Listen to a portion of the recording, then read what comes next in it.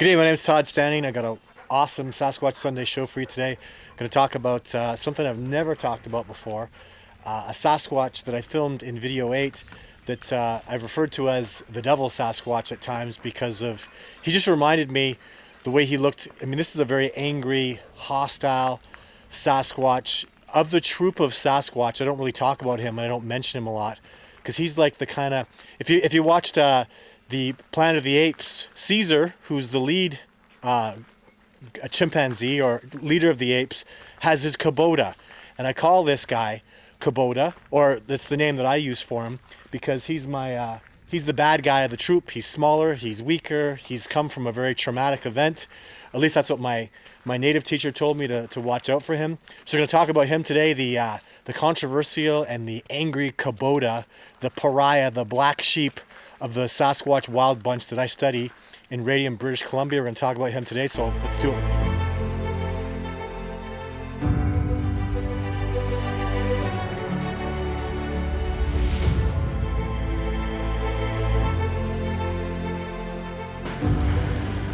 For the past 10 years, I've been conducting expeditions, documenting chronicles, and interviewing people pertaining to the subject of Sasquatch. With over 20 years worth of hardcore backcountry expedition experience into the most remote regions, I've tracked and studied various North American species that have had little to no exposure to civilization. I am a student of many disciplines, trained in the art of tracking by a Cree Nations elder and a military sniper. My skill sets include camouflage techniques using the terrain and its features to mask ground movement, survival, evasion, and escape techniques.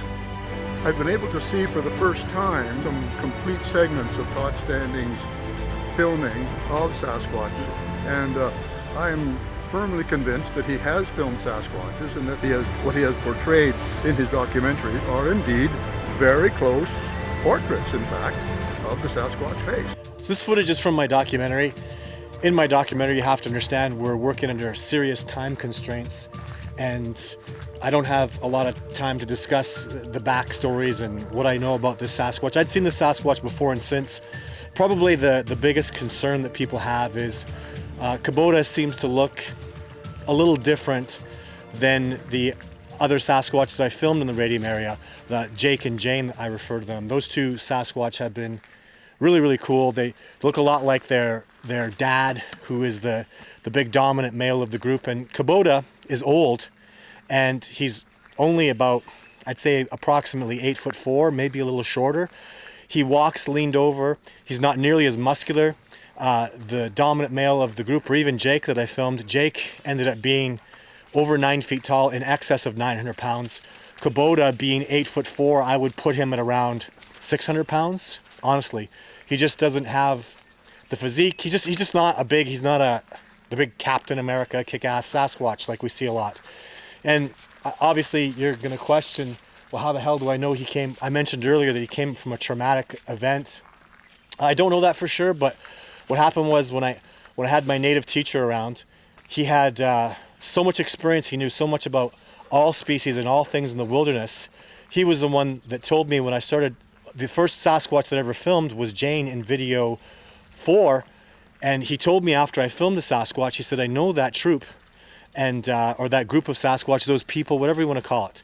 And he said, I know them. And he said, they're very strong. They stand their ground. They're a very wild group of Sasquatch that don't have a lot of interaction with people because they're in such a remote region. But he said, watch out for the dark one.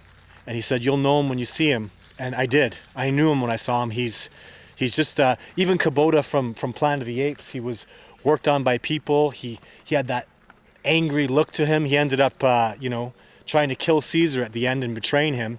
Just the movie. I know Kubota wouldn't be that. But anyways, I just learned to trust my teacher.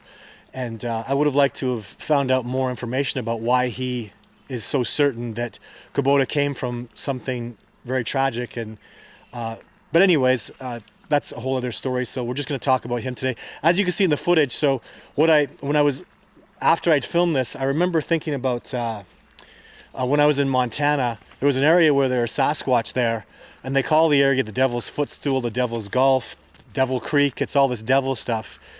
And I don't do devils and zombies and unicorns and that kind of paranormal stuff. I'm not into it. Even Dogman, I don't know anything about that. I've never seen what people would call a Dogman.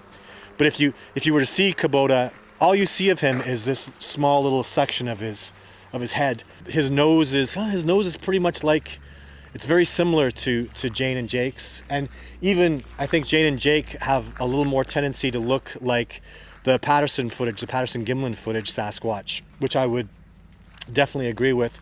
But what you don't see the rest of Kubota is his body looks just like a Sasquatch. His head has the sagittal bump on it. I've actually seen some drawings that look a lot like him, where his arms are a little slimmer, his legs are a little slimmer. But and this last year, when I saw him last year in 2019, he started to have a lot of gray on him. And he looks like he's really weathered now, and he just doesn't have the agility and the movement and that fantastic, almost just incredible ability that all the other Sasquatch I've seen have. So there's just something wrong with him, and I don't know what it is, but anyways, I guess a really cool. The first time after my native teacher died in 2010, I took out after an incident had happened where I'd seen a young Sasquatch. What happened was I went out when I saw this young Sasquatch. I talked about it on Survivor Man Bigfoot, and I took Les up there to the exact spot where I saw that young Sasquatch. When I saw the young Sasquatch, I was so tired and so starving and so out of my element that I was only 90% sure I'd seen a Sasquatch, just because the young Sasquatch that I'd seen was literally jet black, and I thought there was a small possibility that there was a rock face there that was just absolutely jet black. And I knew it had to be an authentic Sasquatch sighting, but I didn't trust myself, because again, I'd been 4 days without sleeping more than 2 hours a day. I was physically exhausted. I wasn't eating properly, because when you're out tracking and trying to stay stealth, if you stop eating, you stop going to the bathroom. And you can't be defecating when you're out there trying to be stealthy for 4+ days, 5-6 days sometimes. You'll be discovered, your smell will be discovered, and you just can't allow that to happen. So anyways, that stuff affects the mind. It really does. It's gonna affect your thinking and your process, and I wasn't expecting to see that young Sasquatch. So anyways, I wanted to go back there and confirm that there wasn't some rock face or something, some weird log that was there that I had seen. So I went back there with my wife, and Kubota was there. And what happened was there was quite a bit of snow on the ground, and my wife was she was struggling. She wasn't really tremendously prepared for how hard the hike was going to be. It was going to be about a 15-hour hike, so we were going to be in the dark a little bit. And I remember seeing Kabota coming around, and he was really. My wife is a little bit empathic. She had feelings about things, and I could see she was getting scared. And I knew Kubota was around, and I didn't see any other Sasquatch there at all. So I got really concerned because of the warning that I got from my native teacher to watch out for Kubota. And just the way he was, the way he was moving, the way he was. Sasquatch, when they come around normally, they're sneaky, but they're not like conniving, predatorily sneaky, if that makes sense. Kubota is. Kubota's very sneaky, and when you see him in the video that I have, video 8, he's blinking really quickly. He doesn't look calm, does he? He's blinking really fast. He doesn't look calm whatsoever. I mean, he is angry at me, and every time I see Kubota, he just seems so pissed off at me. He's just like he wants to do some harm to me, and I think that. When it's just me and Kubota, if that ever happens, that was the only one time I felt like it was just only Kubota that day. For whatever reason, I felt that way. And so I left. I went out of there. I didn't go and substantiate that I had seen a younger Sasquatch. I didn't make that deduction just because Kubota was there and I was concerned for my wife's safety.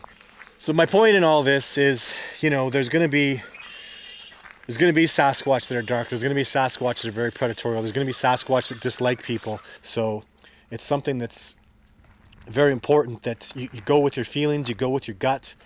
And if you have native elders to help you out, everything my native teacher said was just bang on. He just knew so well. I never questioned him. He was so smart. He had so much experience. And my point with that is, if you can have a great mentor, and just trust people who know. Just shut your ass up, trust them, listen to them. It's very, very important. My tremendous success that I've been able to generate, and I'm so proud of the work that I've been able to generate, and the success that my crew and I have been able to precipitate, has been so amazing. And it's literally because I've had the ability to stand on the shoulders of great men and women. Dr. John Benernagel, Jeff Meldrum, Survivor Man, the Cree elders that have taught me, along with many other people, Assiniboine natives, and the natives at Bearspaw and Morley, that have taught me about tracking and the wilderness and Sasquatch. It's been so significant, and that's why I'm so fortunate, and that's why I talk about cooperation as being so freaking important, and why I'm so interested in expanding my cooperation, because without these things that I've learned, like, who knows what would have happened to me if I didn't talk to Ian Redmond and he hadn't taught me to sit my ass down and eat grass when you're being pummeled by a Sasquatch. For people that know the Sasquatch are real, taking you down this road is a little easier for you. For those of you who aren't convinced and think the evidence is not enough, I don't even know what to tell you. You need to have a freaking look at the evidence, because the evidence is overwhelming. And when you get down to it, that when you look at the evidence, even skeptically, and you see how much tremendous evidence there is to prove beyond a reasonable doubt the Sasquatch exists, which is why I'm doing the court cases, then you start getting down in the meat of it, that there is a hierarchy, and that's what a species that has a hierarchy, that's a male-dominated society like the Sasquatch. This is what they would do to introduce a new potential primate into their area. And did they do that with me? I don't have any reason to substantiate that. I haven't been getting more success since then, so I don't know. I'd love to hear your comments and talk. So Wednesday live show, Throwback Thursdays. This was my Sasquatch Sunday video. Thank you so much for listening, and stay tuned. We'll have more great stuff coming very soon.